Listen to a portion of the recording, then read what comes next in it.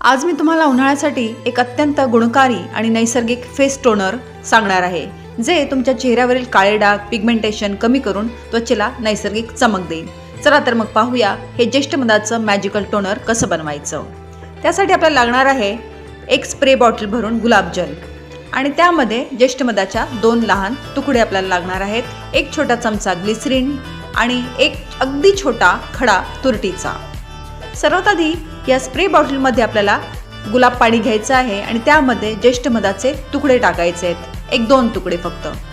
त्यानंतर ग्लिसरीन आणि तुरटी टाकायची आहे। हे मिश्रण व्यवस्थित हलवून रात्रभर तसेच ठेवा।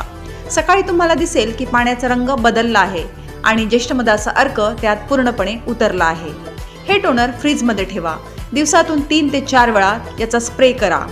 थंड टोनर वापरल्यामुळे त्वचेला आराम मिळतो आणि चेहरा टवटवीत दिसतो।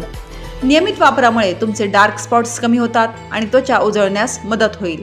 हा उपाय नक्की करून पहा। माहिती आवडली असेल तर व्हिडिओला लाईक करा आणि चॅनलला सबस्क्राईब करा। धन्यवाद।